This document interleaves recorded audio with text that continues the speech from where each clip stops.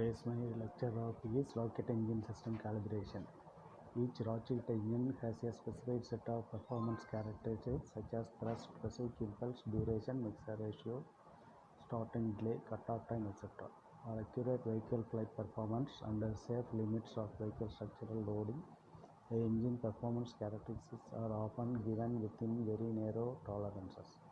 Because the input characteristics to the engine can vary somewhat, that is different pump inlet pressure, propellant density, propellant composition, ambient pressure, voltage supplied to solenoid valves, acceleration during flight, etc.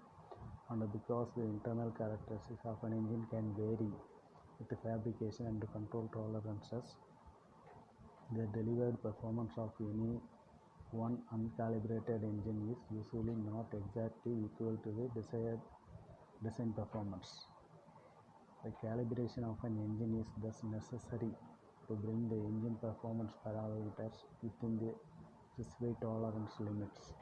Principal engine parameters to be so adjusted are thrust, specific impulse, fuel, and oxidizer propellant flows. These are usually specified for an arbitrary nominal environmental conditions and an arbitrary nominal set of input characteristics. A second set of performance parameters is usually also specified, such as the time required to reach full thrust, the maximum current for electrically operated valves, the temperature of the gas generator flow, etc. The calibration process of an engine thus consists of first one is determining the actual performance of a given rocket engine test either by flow test or component performance or engine test. Second one is determining and making various adjustments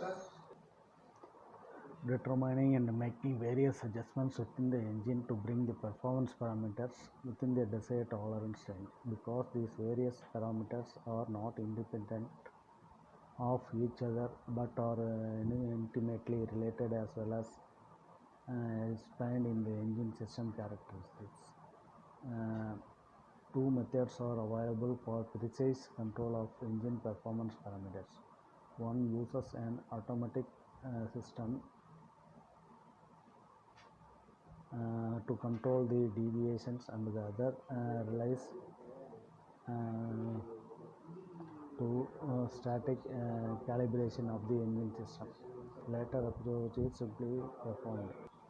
The calibration of components which operate at extremes of temperature present special problems. These components include thrust chamber assemblies, hot gas generators, and turbo pumps. Hot gases and cold propellants change passage dimensions and give slightly different pressure drops and those obtained with water, which is normally used for calibration. Thus, the pressure drop versus flow characteristics to main propellant injectors, gas generator injectors, and thrust chamber cooling jackets are best determined by a series of test firings of the individual components. Likewise, pump head flow speed relationship should be determined using the actual propellants for which the pumps are designed rather than water.